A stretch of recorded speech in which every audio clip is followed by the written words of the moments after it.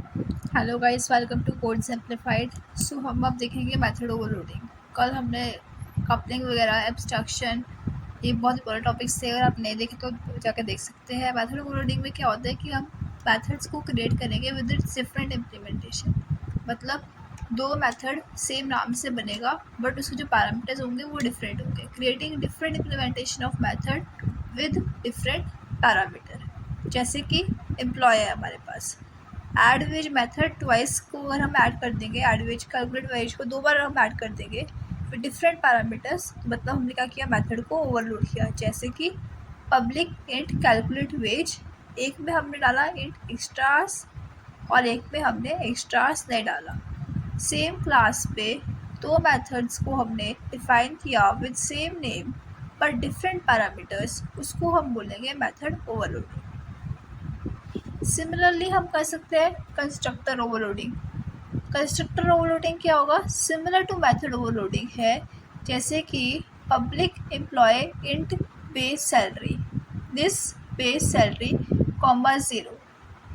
जो कंस्ट्रक्टर है उसका रिटर्न टाइप नहीं होता, नॉट इवन वॉइड, वॉइड भी नहीं लगाते जैसे हम मैथड में लगाते हैं ना, public void calculate wages. But constructor का कभी भी क्या होता है, रिटर्न टाइप नहीं होता, वॉइड भी नहीं लगाते हम। तो ऐसे हम कंस्ट्रक्टर को ओवरलोड कर सकते हैं। जैसे मेन में हमने दिखा दिया, न्यू एम्प्लॉय में हमने बेस सैलरी पास करवा दी। तो बाय डिफ़ॉल्ट कंस्ट्रक्टर भी होता है, कंस्ट्रक्टर हम खुद से भी डिफाइन कर सकते हैं, राइट। तो ये हो गया हमारे पास कंस्ट्रक्टर ओवरलोड। अब हमारे पास होते हैं आगे स्टैटिक मेंबर्स। स्टैटिक मेंबर्स क्या हो सकता है, तो इंस्टार्ट होगा, इंस्टांस होगा, या स्टैटिक या फिर क्लास होगी। We use them when concept is not for single entry. जैसे कि जो इंस्टांस है बिलोंग्स टू इंस्टांसेस और ऑब्जेक्ट्स ऑफ एम्प्लॉय। जो एम्प्लॉय क्लास है उसके जितने भी हम वो बनाएंगे, इंस्टांसेस बनाएंगे या उसको डिफाइन करेंगे, तो वो क्या होगा, उसका एक इंस्टांस बनेगा। क्लास क्या होगा, जो belong to class of employ. जो क्लास एम्प्लॉय के अंदर ही डिफाइंड है उसको हम बोलते हैं स्टैटिक। ठीक है। जैसे कि public static int member of employ, other methods in same file can't be called.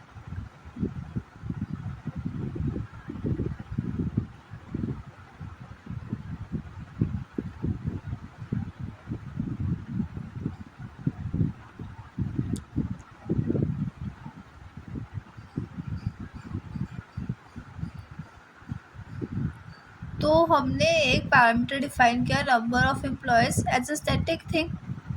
तो हमने बताया था कि स्टैटिक जो है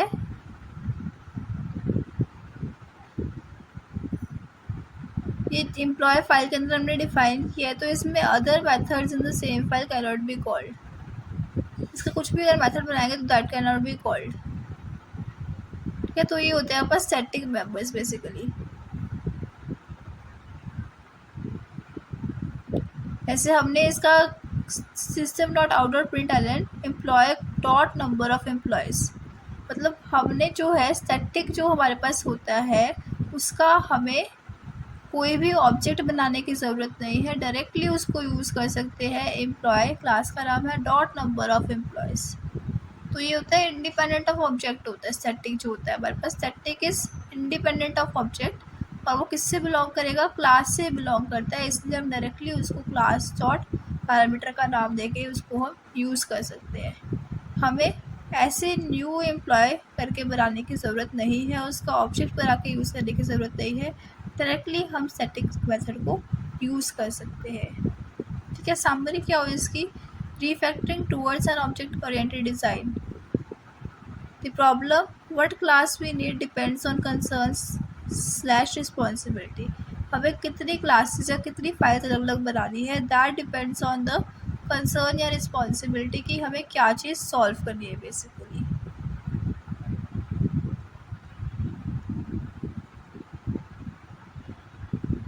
ठीक है। तो ये सारा था हमारे पास मेथड ओवरलोडिंग के बारे में। हमने कंस्ट्रक्टर देखा, स्टैटिक मेंबर्स देखे कैसे यूज़ होते हैं बेसिकली इसमें।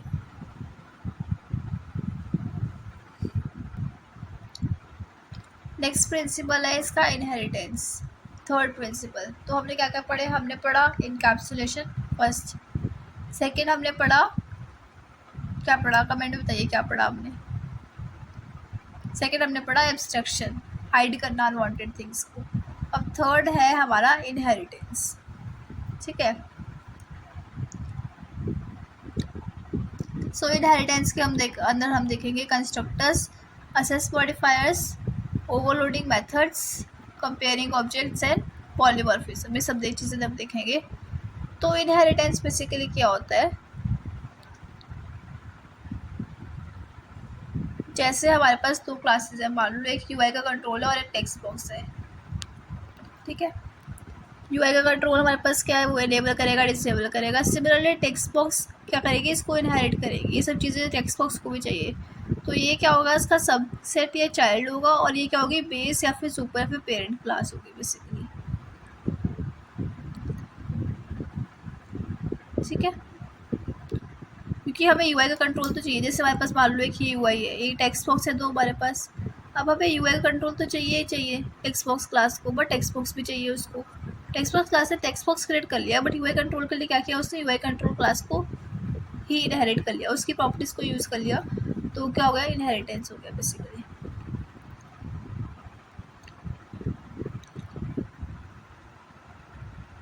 जैसे पब्लिक क्लास अगर यूआई कंट्रोल है, उस पर हमने एक प्राइवेट बुलियन इस एनेबल को ट्रू किया, पब्लिक वाइड एनेबल एक क्लास बनाई, इस एनेबल को ट्रू सेट कर दिया, पब्लिक वाइड डिसेबल बनाई, इस एनेबल को फॉल्स सेट कर दिया, पब्लिक बुलियन इस एनेबल रिटर्न इस एनेबल्ड क्लास, ठीक है। तो हमने ऐसा एक यूआई कंट्रोल क्लास बनाई।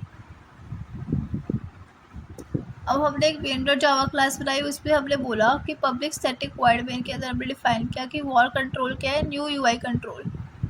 अब यूआई कंट्रोल क्या है, ये टेक्स्ट बॉक्स का भी हो सकता है, क्योंकि टेक्स्ट बॉक्स क्या करेगा, इसको एक्सटेंड करेगा। बेसिकली इनहेरिटेंस का हम लिखते कैसे हैं उसको, इनहेरिटेंस में हम लिखते हैं public class text box x tends UI control. UI control क्या है, पेरेंट क्लास है, टेक्स्ट बॉक्स क्या है, चाइल्ड क्लास है। चाइल्ड क्लास एक्सटेंड कर रही है अपनी पेरेंट क्लास को। तो अब अगर हम इसका न्यू ऑब्जेक्ट बनाएंगे यूआई कंट्रोल का, it can be of text box also. Control dot disable, control dot disable कर दिया हमने, और कंट्रोल डॉट इस एनेबल्ड हमने प्रिंट किया, तो क्या हो जाएगा, वो फॉल्स प्रिंट होगा।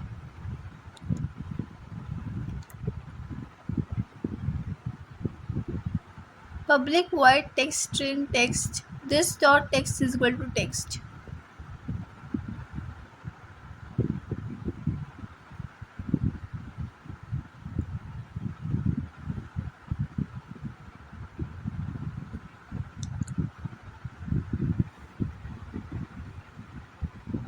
ठीक है। तो इनहेरिटेंस कैसे होता है, इनहेरिटेंस हम करते हैं एक्सटेंड कीवर्ड को यूज़ करके। ये हमारे पास बेस क्लास होती है और ये होती है पेरेंट क्लास। सेम हमारे पास एक ऑब्जेक्ट क्लास होती है। ऑब्जेक्ट क्लास क्या है, बाय डिफ़ॉल्ट क्रिएटेड होती है जावा में। जावा के अंदर हमें इसको अपने आप से क्रिएट करने की ज़रूरत नहीं होती है। Every class inherited from the object class, no need to create it every time, ठीक है।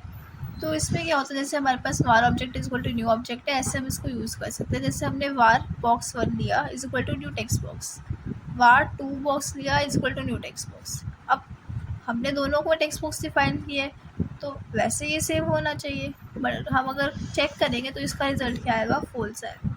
फॉल्स क्यों आएगा, बिकॉज जब हम इक्वल्स टू मेथड को यूज़ कर रहे हैं तो वो उसके एड्रेस को कंपेयर कर रहे हैं, और एड्रेस अलग अलग होते हैं। बट अगर हमें इन्हें कंपेयर करना है तो हम क्या कर सकते हैं, इसका हैश कोड को कंपेयर कर सकते हैं। Where box 1 is equal to new text box, box 1 dot hash code, hash code, okay. Box 2 is equal to box, हमने बॉक्स 2 को बॉक्स 1 के इक्वल कर दिया, फिर बॉक्स 1 डॉट इक्वल्स बॉक्स 2 करेंगे तो हैश कोड रिटर्न होगा, और हैश कोड दोनों का सेम होगा, तो इसलिए उसका प्रिंट होगा ट्रू, ठीक है। तो बेसिकली हैश कोड क्या होता है, एक हेक्साडेसिमल कोड होता है बेसिकली, जो प्रिंट होता है स्क्रीन पे, ठीक है। तो ये सब था हमारे पास इनहेरिटेंस के बारे में। अब इनहेरिटेंस में एक और चीज़ है हमारे पास, कि जैसे अगर हमारे पास कोई बेस क्लास, हमें कंस्ट्रक्टर है, कंस्ट्रक्टर को भी हम कर सकते हैं इनहेरिट, हाँ हम कर सकते हैं। बट उसमें एक चीज़ क्या होती है कि हमेशा जो हमारे पास पेरेंट क्लास है उसका कंस्ट्रक्टर सबसे पहले डिफाइंड होता है अगर बेस क्लास को इनहेरिट कर रही है। मान लो अगर पब्लिक टेक्स्ट बॉक्स कर रही है इनहेरिट, यूआई कंट्रोल को, तो यूआई का कंस्ट्रक्टर सबसे पहले डिफाइंड होगा। Should be the first line always to be pass value to inherit class. सबसे पहले कंस्ट्रक्टर उसका डिफाइंड होगा और पेरेंट क्लास से कंस्ट्रक्टर के लिए हम सुपर कीवर्ड यूज़ कर सकते हैं।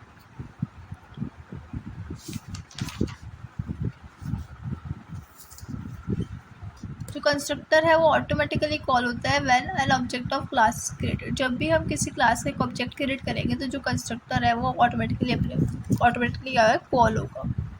ऐसे होते हैं हमारे पास असेस मॉडिफायर्स। असेस मॉडिफायर्स में क्या, जैसे प्राइवेट है, प्राइवेट में जो होता है methods and fields are accessible within the class where it is defined. Methods और फील्ड्स सिर्फ उसी क्लास के अंदर हम यूज़ कर सकते हैं जहाँ पर उसको डिफाइन किया जाता है।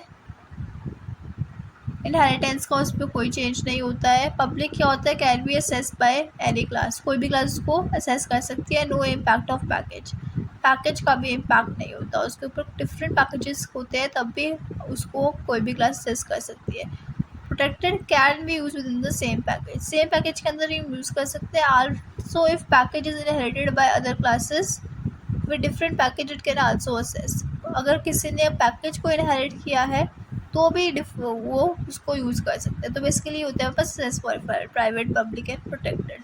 प्रोटेक्टेड ज़्यादा यूज़ नहीं होता, प्राइवेट एंड पब्लिक हम मोस्टली यूज़ करते हैं। प्राइवेट अपने ही क्लास के अंदर हम यूज़ कर सकते हैं, इनहेरिट करेंगे फिर भी नहीं यूज़ कर सकते। पब्लिक को हम कहीं पे भी यूज़ कर सकते हैं किसी भी पैकेज के अंदर।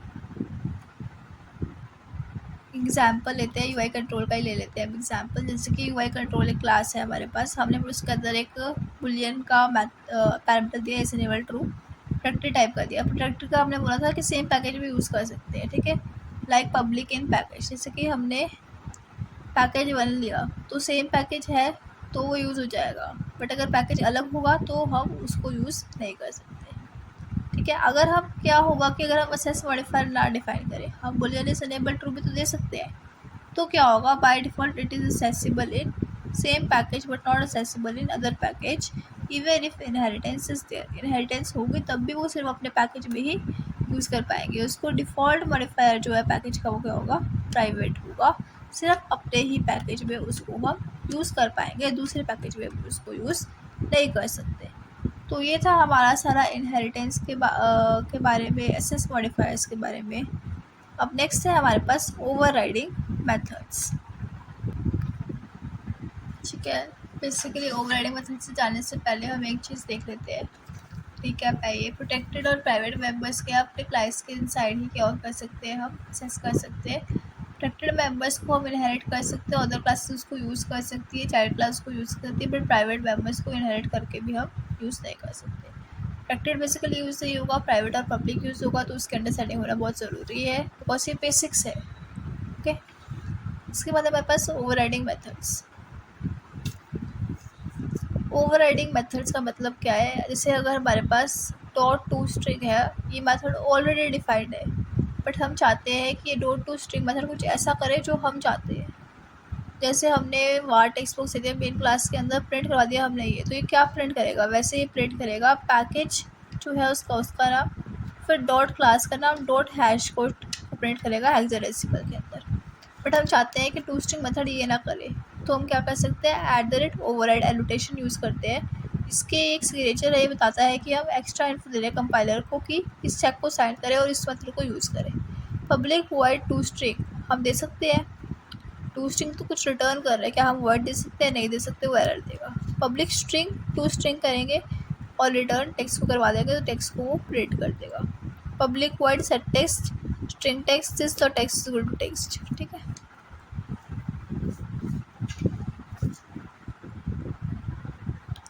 तो वार टेक्स्ट बॉक्स भी हमने न्यू टेक्स्ट बॉक्स क्रिएट कर, text box dot set text हमने हेलो वर्ल्ड करवाया, टेक्स्ट के अंदर हेलो वर्ल्ड आ गया।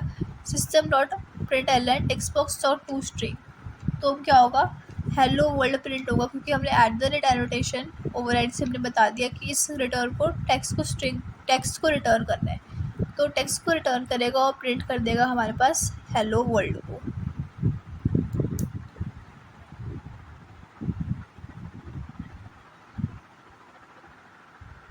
अगर हम खाली टेक्स्ट बॉक्स को प्रिंट करवाएंगे तो भी हेलो वर्ल्ड प्रिंट होगा। No need to explicitly call as println auto call to string of any object is pass. अगर कोई भी स्ट्रिंग पास होती है तो println dot to string function को ऑटोमेटिकली कॉल करता है, हमें इसे भी डिफाइन करने की ज़रूरत नहीं होती। समझ में आया? ओवरराइडिंग मेथड्स बेसिकली तब यूज़ होते हैं अगर हम कोई भी इनबिल्ट फंक्शन यूज़ कर रहे हैं जावा का, बट हम चाहते हैं कि हम अपना बिहेवियर डिफाइन करें, वो अपने बिहेवियर की तरह काम ना करे, तो हम उस फंक्शन को यूज़ करेंगे। अगर वो फंक्शन कोई वैल्यू को रिटर्न कर रहा है तो वॉइड के साथ हम उसको यूज़ नहीं कर सकते, वो एरर देगा। दूसरी बात, जो प्रिंट एलन फंक्शन है वो डॉट टू स्ट्रिंग मेथड को अपने आप बुलाता है। अगर कोई हम पास करते हैं स्ट्रिंग को तो हेलो वर्ल्ड अपने आप क्रिएट हो जाएगा। तो this was all about the overriding methods. Next है हमारे पास अपकास्टिंग एंड डाउनकास्टिंग।